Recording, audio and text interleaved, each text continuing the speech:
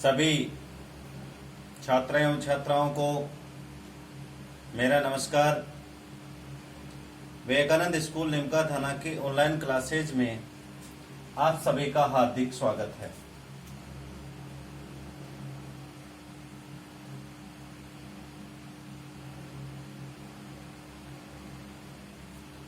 प्रिय छात्रों, डेली की तरह अपने बायोलॉजी के ऑनलाइन क्लासेज में आपका लेसन 5th चल रहा था और लेसन 5th में आपके 3 पॉइंट हो चुके थे। एक आपका विसरण हो चुका था, एक पारगम्यता हो चुका और एक परासरण हो चुका। परासरण की जो बातें हैं वो अपन ने पिछले लेक्चर में देखी हैं। परासरण क्या होता है, उसकी डेफिनेशन क्या होती है, उसको प्रयोग द्वारा भी देखा है अपन ने। परासरण कितने प्रकार का होता है, परासरण का क्या महत्व है, यह भी अपन ने देखा है। और आपको मैंने बताया था कि पादप जड़ के जो मूलद्रोम होते हैं, जो हेयर रूट्स होते हैं, वो परासरण के द्वारा ही मृदा जल का क्या करते हैं, अवशोषण करते हैं। इसके अलावा आपको बताया था मैंने पादप के विभिन्न भागों में भी या एक पौधे की एक कोशिका से दूसरी कोशिका में जल का जो प्रवाह होता है वो परासरण के द्वारा होता है। इसके अलावा बताया था मैंने तरुण जो पत्तियां होती हैं, तरुण जो कोशिकाएं होती हैं, उनकी वृद्धि के लिए भी परासरण का होना आवश्यक होता है। इसके अलावा यह भी बताया था कि जो परासरण होता है वो पौधे को एक तो शुष्कन से और एक हिमीकरण के प्रति प्रतिरोधी बनाता है, अर्थात उन 2 क्रियाओं से वो उसे बचाता है। आज जो पॉइंट होगा, आज पॉइंट अपना होगा जीव द्रव्य कुंचन एवं जीव द्रव्य विकुंचन, यानी प्लाज्मोलाइसिस एंड डीप्लाज्मोलाइसिस। आज का जो पॉइंट है वो ये है, जीव द्रव्य कुंचन एवं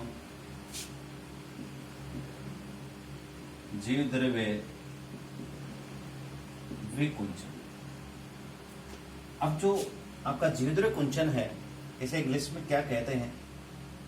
जीव द्रव्य कुंचन को इंग्लिश में प्लाज्मोलाइसिस एंड डीप्लाज्मोलाइसिस कहा जाता है। ठीक है। अब जीवद्रव्य कुंचन क्या है और जीवद्रव्य विकुंचन क्या है? ये दोनों जो शब्द हैं वो एक दूसरे से विपरीत होते हैं, यानी जीवद्रव्य कुंचन का विपरीत होगा जीवद्रव्य विकुंचन और जीवद्रव्य विकुंचन का विपरीत होगा जीवद्रव्य कुंचन। आपको मैंने कल बताया था कि कोशिका रस की तुलना में जो बाहरी विलयन होता है ये 3 प्रकार का होता है। 3 प्रकार का कौन कौन सा? मैंने क्या कहा? मैंने ये कहा है कि जो कोशिका रस होता है, जिसे सेल सेप बोलते हैं, इसे सेल सेप बोलते हैं। इस कोशिका रस की तुलना में जो बाहरी विलयन होता है, ये बाहरी विलयन 3 प्रकार का होता है। बाहरी विलयन कितने प्रकार का? 3 प्रकार का। एक होता है अल्प परासरी विलयन, ठीक है। एक होता है अति परासरी विलयन और एक होता है समपरासरी विलयन, ठीक है। इसको यदि आप देखना चाहो इस प्रकार से देख सकते हैं अपन। जैसे मान लीजिए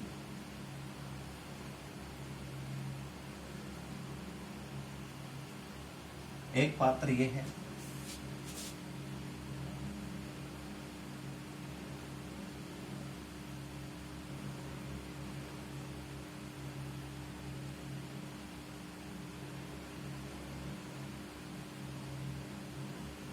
एक पात्र ये है, और मान लीजिए एक पात्र ये है। 3 पात्र हो गए। ये पात्र ए है, ये पात्र बी है, और ये पात्र क्या है, सी है। इन तीनों के अंदर अपने के विलयन भरा हुआ है। इन तीनों में क्या भर लिया अपने, विलयन। विलयन का मतलब होता है कि विलायक में क्या घुले हुए हैं, विलेय के कण भरे हुए हैं। इसमें क्या भरा हुआ है, विलयन। ये है विलयन, ये भी क्या है, विलयन, और ये भी क्या है, विलयन। ये 3 अलग अलग पात्रों के अंदर 3 प्रकार का विलयन है, और इस विलयन के अंदर अब रखेंगे अपन पादप कोशिका। मान लीजिए ये पादप कोशिका है, ये पादप कोशिका, ये भी क्या है, पादप कोशिका, और ये भी क्या है, पादप कोशिका। अब पादप कोशिका के अंदर ये जैसे पादप कोशिका है,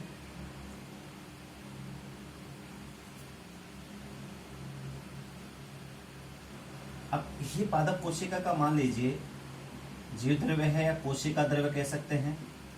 ये इस कोशिका का अंदर का कोशिका द्रव्य है, ठीक है, और ये अंदर का कोशिका द्रव्य है, ठीक। ये हो गई आपकी, इसे कहेंगे अपन पादप कोशिका। क्या कहेंगे, पादप कोशिका। और ये अंदर पादप कोशिका का क्या है, कोशिका रस। ये क्या है, कोशिका रस। तो यहां पर देखिए 2 विलयन हो गए, एक है कोशिका रस का विलयन और एक है पात्र का विलयन। दोनों जो विलयन हैं वो इस कोशिका झिल्ली के द्वारा एक दूसरे से क्या है, अलग अलग है, एक दूसरे से बटे हुए हैं। अब यहाँ पर दोनों की सांद्रता में अंतर पाया जाता है। ये कहता है इस कोशिका रस की तुलना में, ये जो सेल शेप होता है, इस कोशिका रस की तुलना में जो बाहरी विलयन होता है वो 3 प्रकार का होता है। 3 प्रकार का कैसे, देखिए, यदि मान लीजिए इसकी सांद्रता अधिक हो, सांद्रता अधिक, किसकी सांद्रता अधिक, कोशिका रस की, और इस विलयन की सांद्रता क्या हो, कम हो। दोनों की तुलना करें अपन तो कोशिका रस की सांद्रता क्या है, ज्यादा है, और बाहर वाले की सांद्रता क्या है, कम है। तो इसे कह देते हैं अल्प पराश्रयी विलयन, अल्प पराश्रयी विलयन, ठीक है। अब मान लीजिए ये जो आपका कोशिका रस है, इसकी सांद्रता जो है, इसकी सांद्रता कम हो, और बाहरी विलयन की सांद्रता क्या हो, इसकी सांद्रता ज्यादा हो। तो जो विलयन होगा, ये जो विलयन होगा, ये विलयन कहलाएगा अति पराश्रयी विलयन। क्या कहलाएगा ये, अति पराश्रयी विलयन। और ये मान लीजिए इसकी सांद्रता और इसकी सांद्रता, यानी कोशिका रस की सांद्रता और इसकी सांद्रता के बराबर ही क्या है, बाहरी विलयन की सांद्रता। यानी दोनों विलयनों की सांद्रता यदि बराबर है, कोशिका रस और पात्र में भरे हुए जो विलयन की सांद्रता दोनों के बराबर है, तो ऐसा विलयन कहलाता है समपराश्रयी विलयन, ठीक है। अब यहाँ पर बात ये तो हो गया, कोशिका रस की तुलना में जो बाहरी विलयन होता है वो 3 प्रकार का होता है, अल्प पराश्रयी, अति पराश्रयी और समपराश्रयी। यहाँ पर बात आती है जीव द्रव्य कुंचन किसे कहेंगे, जीव द्रव्य कुंचन किसे कहते हैं। जीव द्रव्य कुंचन का मतलब ये होता है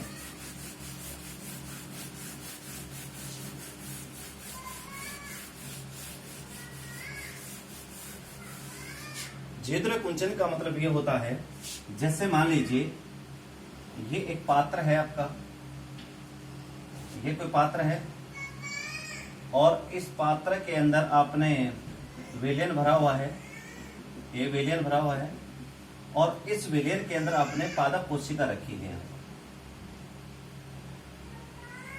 यहाँ पर क्या रखी है? ये पादप कोशिका है, ठीक है। ये पादप कोशिका है, ये पादप कोशिका, और इस पादप कोशिका को आप किस में रखोगे? इसको रखोगे आप अतिप्रासरी विलियन में। ये बाहरी पात्र के अंदर जो विलियन है वो क्या है? अतिप्रासरी विलियन। क्या है ये? अतिप्रासरी विलियन, ठीक है। तो जब किसी पादप कोशिका को अतिप्रासरी विलियन में रखते हैं तो दोनों विलियनों की सांद्रता में अंतर होने के कारण, यानी कोशिका रस की सांद्रता और पात्र के अंदर भरे हुए विलियन की सांद्रता में अंतर होने के कारण कोशिका रस का जो जल होता है वो लगातार क्या होता है? बाहर निकलने लगता है। जब कोशिका रस का जल बाहर निकलने लगेगा तो कोशिका द्रव्य अंदर से सिकुड़ने लगता है, और सिकुड़ करके वो या तो एक जगह केंद्र में इकट्ठा हो जाएगा या फिर परिधि की तरफ क्या हो जाएगा? इकट्ठा हो जाएगा। तो यहाँ पर देखिए, ये जो कोशिका रस है, इस कोशिका रस का जो जल है वो लगातार बाहरी अतिप्रासरी विलियन में आता रहता है। ये जल के अणु क्या होंगे? बाहर निकलेंगे, और जल के अणु बाहर निकलेंगे तो अंदर का जो जीवद्रव्य है ये पूरी कोशिका में फैल करके और ये एक जगह क्या हो जाएगा? ऐसे सिकुड़ जाएगा। क्या हो जाएगा? सिकुड़ जाएगा। तो इस प्रकार की जो क्रिया होती है इसे कहते हैं, इस प्रक्रिया को कहते हैं जीवद्रव्य कुंचन। दोबारा बता रहा हूं, जब किसी पादप कोशिका को अतिप्रासरी विलियन में रखा जाता है, अतिप्रासरी विलियन का मतलब यह होता है कि इसकी सांद्रता ज्यादा होती है, सांद्रता इसकी क्या होगी? ज्यादा, और इस पादप कोशिका की सांद्रता क्या होगी? कम। देखो, सांद्रता ज्यादा का मतलब ये समझिए कि ये गाढ़ा है। ये क्या है? गाढ़ा है। गाढ़ा कब होता है? जब पानी की मात्रा क्या हो? कम हो। सांद्रता कम का मतलब ये पतला है। पतला कब कम होता है? जब उसमें पानी की मात्रा क्या हो? ज्यादा हो। आपको पता है कि इसमें पानी ज्यादा है, इसमें पानी कम है, तो इस कोशिका का पानी लगातार क्या होगा? बाहर आएगा, और बाहर आने के कारण अंदर का जीवद्रव्य सिकुड़ करके इकट्ठा हो जाएगा। इस प्रक्रिया को कहते हैं जीवद्रव्य कुंचन। क्लियर? यह तो हुआ जीवद्रव्य कुंचन, यानी जीवद्रव्य कुंचन का मतलब था सिकुड़ना, यानी पादप कोशिका का जो जीवद्रव्य होता है वो सिकुड़ जाता है। अब सिकुड़ क्यों जाता है? क्योंकि उसके अंदर पाए जाने वाला जल सांद्रता में अंतर होने के कारण क्या आ जाता है? बाहर आ जाता है, ठीक है। अब जीवद्रव्य विकुंचन, ये इसका उल्टा हो जाएगा। अब जैसे मान लीजिए ये पादप कोशिका सिकुड़ी हुई है, ये दूसरा कोई पात्र है, ये मान लीजिए कोई पात्र है, ये पात्र है, और इस पात्र में आपने विलियन भरा हुआ है। क्या भर लिया आपने? विलियन। अब यहां पर आपने क्या किया? इस पादप कोशिका को रखा। ये पादप कोशिका है। कौन सी पादप कोशिका? जो जीवद्रव्य कुंचित हुई थी, जो सिकुड़ी हुई थी। जैसे ये सिकुड़ी हुई है, अब इस सिकुड़ी हुई जीवद्रव्य कुंचित कोशिका को आपने, जीवद्रव्य कुंचित कोशिका में क्या हुआ था कि इसका जीवद्रव्य एक मध्य भाग में क्या हो गया था? इकट्ठा हो गया था। अब इस सिकुड़ी हुई जीवद्रव्य वाली कोशिका को आपने किस में रखा? विलियन में। यहाँ पर विलियन कैसा था? अतिपराश्री। उल्टा हो जाएगा, अतिपराश्री की जगह विलियन रहेगा अल्प पराश्री। तो यहाँ पर ये विलियन रहेगा, ये विलियन है अल्प पराश्री विलियन, ठीक है। और आपको पता है अल्प पराश्री विलियन है, इसमें पानी की मात्रा क्या होगी? ज्यादा, इसमें जल ज्यादा होता है, ठीक है। लेकिन इसमें जल की मात्रा क्या है? जल कम है। अब दोनों में देखो, एक ये जीवद्रव्य की सांद्रता है, एक विलियन की सांद्रता है, दोनों में क्या है? अंतर है। दोनों में अंतर होने के कारण बाहर का जो जल होगा वो लगातार क्या होगा? बाहर से अंदर प्रवेश करेगा। बाहर से अंदर प्रवेश करेगा तो धीरे धीरे जीवद्रव्य क्या होगा?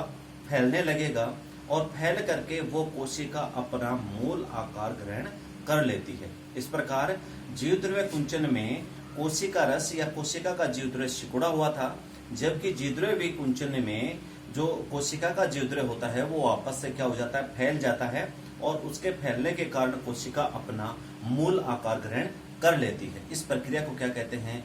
जीव द्रव्य विकुंचन कहते हैं। आपको ध्यान में यही रखना है कि जीव द्रव्य कुंचन कब होता है? जब किसी पादप कोशिका को अति पराश्रयी विलयन में या हाइपर सॉल्यूशन के अंदर रखा जाता है, तब उसमें क्या होता है? जीव द्रव्य कुंचन होता है। और जब उस जीव द्रव्य कुंचित कोशिका को अल्प पराश्रयी हाइपो कंसंट्रेट सॉल्यूशन के अंदर रखा जाता है, अल्प पराश्रयी विलयन में रखा जाता है, तो बाहर का जो जल है, बाहरी विलयन में जो जल है वो लगातार जीव द्रव्य कोशिका के जीव द्रव्य में जाता रहेगा और कोशिका के जीव द्रव्य में जाकर के वो फैल जाएगा। फैलने के कारण से पूरी कोशिका वापस से अपना मूल आकार ग्रहण कर लेती है, वो फैल जाती है, तो उसे कह देते हैं जीव द्रव्य विकुंचन। तो इस प्रकार से जीव द्रव्य कुंचन और विकुंचन दोनों एक दूसरे के अपोजिट होते हैं। एक में जीव द्रव्य सिकुड़ता है, एक में जीव द्रव्य फैलता है। अब जो जीव द्रव्य कुंचन है, इस जीव द्रव्य कुंचन को एक्सपेरिमेंट के द्वारा देखा गया। तो एक्सपेरिमेंट जब इसका किया गया तो कौन से पौधे को काम में लिया गया? तो एक पादप था और उस पादप का नाम है रोहियो डिस्कलर। एक पादप का नाम है रोहियो डिस्कलर। ये पादप है, रोहियो डिस्कलर पादप है। और इस पादप की क्या ली? इस पादप की पत्ती ली और पत्ती की क्या ली? निचली अधिचर्म कोशिका, यानी जो पत्ती होती है, ये पादप का नाम है। रोहियो डिस्कलर एक पादप है। इस पादप की क्या ली? पत्ती ली। पत्ती की यदि आपने स्ट्रक्चर पढ़ी होगी तो आपने देखा होगा पत्ती के एक होते हैं ऊपरी अधिचर्म और एक होती है निचली अधिचर्म। जैसे मान लीजिए पत्ती है, पत्ती ऐसे पतली होती है, तो ऊपर वाली जो परत होती है वो तो हो गई ऊपरी अधिचर्म, और एक नीचे होती है वो क्या कहलाती है? निचली अधिचर्म। तो निचली अधिचर्म की कोशिका ली और वो कोशिका किस आकार की, किस कलर की होती है? बैंगनी रंग की होती है। किस कलर की होती है? बैंगनी रंग की। अब इस कोशिका को उसने दो भागों में तोड़ा। कितने भागों में तोड़ा? जैसे मान लीजिए ये कोशिका है, इस कोशिका को दो भागों में तोड़ लिया। तोड़ने के बाद में क्या किया? ये जैसे मान लीजिए वही दो पात्र हैं।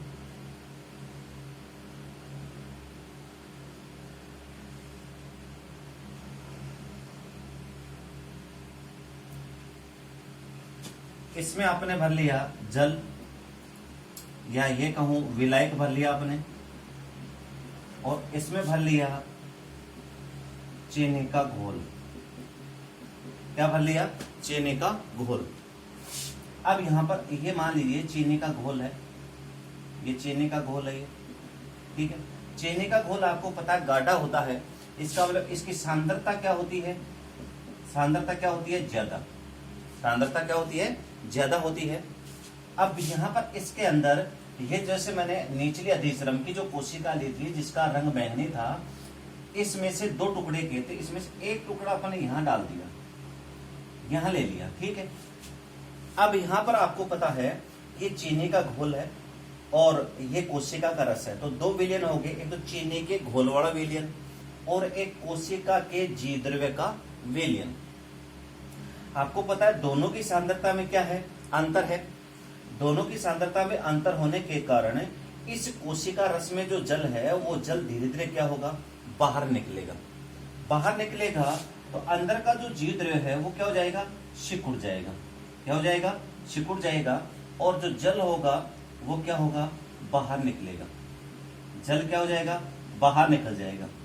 तो इस प्रकार से सांद्रता में आपको ये भी पता है कि चीनी का घोल किसकी तरह कार्य कर रहा है? अति पराश्रयी विलयन की तरह कार्य कर रहा है। अब यहाँ पर लगातार ये बाहर निकलता रहेगा, कोशिका रस का जीव द्रव्य सिकुड़ जाएगा। तो कोशिका रस का सिकुड़ना कौन सी प्रक्रिया को दर्शा रहा है? जीव द्रव्य कुंचन। अब इसको क्या करोगे? इस सिकुड़ी हुई कोशिका को यहाँ पर लाके डालोगे, इसके अंदर डालोगे ला करके। ये जैसे मान लो ये कोशिका है और इसका जीव द्रव्य सिकुड़ा हुआ है ये, ठीक है। अब इसमें आपने क्या भरा हुआ है? इसमें आपने जल भरा हुआ है। क्या भरा हुआ है? जल। आपको पता है कि कोशिका रस में भी जल है और पात्र में भी जल है, लेकिन जल की सांद्रता कहाँ ज्यादा है? जल की सांद्रता इस विलयन में या पात्र के अंदर ज्यादा है। कहने का मतलब है ये अल्प पराश्रय विलयन हो गया, ये क्या हो गया, अति पराश्रय विलयन। दोनों विलयनों की सांद्रता में अंतर होने के कारण जो बाहरी जल होता है, बाहरी पात्र वाला जो जल होता है, वो लगातार कोशिका के अंदर प्रवेश करेगा और अंदर प्रवेश करके वो क्या हो जाएगा, फैल जाएगा। तो इसका मतलब है ये बाहरी पात्र के अंदर जो जल है वो लगातार अंदर प्रवेश करता है और अंदर प्रवेश करके इस जीव द्रव्य को फैला देता है और फैल करके अपना आकार पूर्ण ग्रहण कर लेता है। तो इस प्रकार से इसमें यहाँ पर देखा आपने जीव द्रव्य कुंचन हुआ है और यहाँ पर क्या हुआ है, जीव द्रव्य विकुंचन हुआ है। और कौन सी पादप कोशिका से इसको प्रयोग द्वारा समझाया गया, ये समझाया गया रोहियोडिस्कुलर प्लांट्स की जो पत्ती होती है और उस पत्ती की निचली अधिचरम कोशिका ली है जो बैंगनी कलर की होती है। क्लियर, ये हो गया आपका जीव द्रव्य कुंचन और विकुंचन। यहाँ तक की बातें शायद आपको क्लियर हो गई होंगी। मैंने पूरी डिटेल के साथ, पूरे एक्सप्लेन के साथ इसको समझाया है, तो ऐसी कोई बात नहीं है जो आपकी समझ में नहीं आए। अब आता है कोशिका में उत्पन्न होने वाले विभिन्न प्रकार के दाब। पॉइंट है, नया पॉइंट है, कोशिका में उत्पन्न होने वाले विभिन्न प्रकार के दाब। यानी जो पादप कोशिका होती है, उस पादप कोशिका में कई प्रकार के दाब उत्पन्न होते हैं, कई प्रकार के प्रेशर उत्पन्न होते हैं। तो ऐसे कौन कौन से प्रेशर होते हैं जो एक पादप कोशिका के अंदर उत्पन्न होते हैं? तो सामान्यतः वैसे देखें तो 3 दाब दे रखे हैं आपके। एक दाब दे रखा है प्रासरण दाब, एक दाब दे रखा है स्फीरी दाब और एक दे रखा है विस्तरण दाब न्यूनता, जिसको डीपीडी कहते हैं। तो जैसे पहला आता है प्रासरण दाब। पहला है प्रासरण दाब, ठीक है। इसको ऑस्मोटिक प्रेशर बोलते हैं, ऑस्मोटिक प्रेशर, और शॉर्ट में इसको ओपी के नाम से दर्शाते हैं, ठीक है। ऑस्मोटिक प्रेशर क्या होता है या प्रासरण दाब क्या होता है? प्रासरण दाब का मतलब यह होता है, जैसे मान लीजिए शुद्ध विलायक के कण हैं या शुद्ध जल के कण हैं। विलायक का मतलब होता है जल, यानी शुद्ध विलायक या शुद्ध जल के अणुओं को अर्धपारगम्य झिल्ली के दूसरी ओर पाए जाने वाले विलयन में जाने से रोकने वाला जो बल होता है वो क्या कहलाता है? प्रासरण दाब। और प्रासरण जो दाब होता है वो प्रासरण दाब विलेय अणुओं की सांद्रता के या विलेय अणुओं की संख्या के समानुपाती होता है, अर्थात ओपी समानुपाती विलेय अणुओं की संख्या। यहां पर देखिए, जैसे मान लीजिए ये कोई पात्र है और इस पात्र में यहां पर अपन ने क्या लगा रखी है? यहां पर एक अर्धपारगम्य झिल्ली लगा रखी है। ये क्या है? अर्धपारगम्य झिल्ली, सेमी परमेबल मेम्ब्रेन, अर्धपारगम्य झिल्ली है। ये मान लीजिए चैम्बर ए है और ये मान लीजिए चैम्बर बी है। यहां पर कोई विलयन भरा हुआ है। क्या भरा हुआ है? विलयन। ये कोई विलयन है। अब विलयन का मतलब यह हुआ कि इसमें विलायक भी है और इस विलायक में क्या घुला हुआ है? विलेय। आपको पता है कि विलायक और विलेय दोनों मिलकर के किसका निर्माण करते हैं? विलयन का निर्माण करते हैं। लेकिन जो ए चैम्बर होता है, इस चैम्बर में ओनली फॉर क्या है? ओनली फॉर जल के अणु हैं, यानी ये शुद्ध विलायक है। क्या है ये? शुद्ध विलायक। यहां ओनली फॉर ए चैम्बर में क्या उपस्थित है? यहां पर ए चैम्बर में शुद्ध विलायक है। क्या है ये? शुद्ध विलायक। या ये कह सकता हूं, क्योंकि विलायक का कार्य कौन करता है? जल करता है, तो ये शुद्ध जल है। आपको ये भी पता है कि इसमें विलायक इसमें भी है, विलायक इसमें भी है, लेकिन इसमें विलय के कण नहीं है और इसमें क्या है, विलय के कण है। दोनों की सांद्रता में क्या है, अंतर है। दोनों की सांद्रता में क्या है, अंतर। यहां पर देखो इसकी सांद्रता क्या है, ज्यादा। इसकी सांद्रता शून्य के बराबर है, इसकी सांद्रता शून्य के बराबर है। क्यों है शून्य के बराबर, क्योंकि सांद्रता डिपेंड करती है विलय अणुओं की संख्या पर। यहां पर केवल विलय के कण है, विलय के कण तो है ही नहीं। आपको ये पता है सांद्रता में अंतर होने के कारण विलय के कण इधर जाएंगे, लेकिन एक निश्चित सीमा तक जाएंगे, एक निश्चित सीमा तक जाएंगे, और उस निश्चित सीमा के बाद उन जल के अणुओं का जाने से क्या हो जाएगा, बंद हो जाएगा। उन अणुओं का जाना क्या हो जाएगा, बंद। तो कहने का मतलब ये कह रहा है कि शुद्ध विलायक या शुद्ध जल के अणुओं को अर्धपारगम्य झिल्ली के दूसरी ओर पाए जाने वाले विलयन में जाने से रोकने वाला जो बल होता है, रोकने वाला जो दाब होता है, और वो दाब इस जल के अणुओं को दूसरी साइड में जाने से क्या करेगा, रोकेगा। उस दाब को क्या कहते हैं, प्रासरण दाब कहते हैं। क्लियर। अब जो प्रासरण दाब होता है, जो प्रासरण दाब होता है, प्रासरण दाब कहने का मतलब प्रासरण दाब, अब आपको पता है यहां पर यदि विलय के कण कम होंगे तो इधर से जल के कण कम जाएंगे। यदि इधर मान लीजिए विलय के कण ज्यादा हैं, विलय के कण ज्यादा होंगे तो आपको पता है शोरले की सांद्रता क्या होगी, बढ़ेगी। विलय के कणों की संख्या इधर बढ़ेगी तो फिर इधर वाले चैम्बर से जल के कण क्या होंगे, ज्यादा जाएंगे और फास्ट जाएंगे। तो इसका मतलब है इधर जल के अणुओं का इधर जाना, ए से बी की ओर जाना डिपेंड कर रहा है बी चैम्बर में पाए जाने वाले विलय अणुओं की संख्या पर। विलय अणुओं की संख्या कम है तो फिर ए चैम्बर से बी चैम्बर में जल के अणु धीमे जाएंगे, कम जाएंगे। और यदि बी चैम्बर के अंदर विलय अणुओं की संख्या ज्यादा है तो ए से बी की ओर जल के अणु तेजी के साथ और अधिक संख्या में जाते हैं। तो यहां पर देखिए जो प्रासरण दाब होता है ये समानुपाती होता है किसके, विलय अणुओं की, विलय अणुओं की संख्या।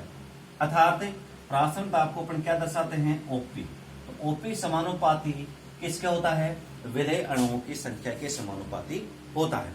तो इसे कहते हैं प्रासरण दाब, ऑस्मोटिक प्रेशर। अब आज के लेसन में इतना ही होगा। कल 2 दाब बचे हैं। एक बचा है आपका स्फीति दाब। स्फीति दाब में ही एक आएगा भित्ति दाब भी आएगा। स्फीति दाब में ही आता है एक भित्ति दाब जिसे वॉल प्रेशर कहते हैं। इसके अलावा आपका आएगा विस्तरण दाब न्यूनता जिसे अपन दर्शाते हैं डीपीडी से। किससे दर्शाते हैं, डीपीडी से। क्लियर।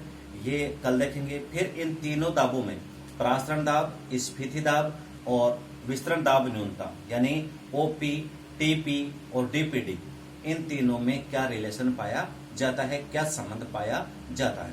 और कंपटीशन में कई बार सीधा पूछ देता है कि पादप में पाए जाने वाले विभिन्न दाबों में संबंध होता है। तो यह संबंध होता है डीपीडी बराबर ओपी माइनस टीपी। डीपीडी ये संबंध होता है, संबंध क्या होता है, डीपीडी बराबर ओपी माइनस टीपी। ये तीनों दाबों के अंदर क्या पाया जाता है, संबंध पाया जाता है।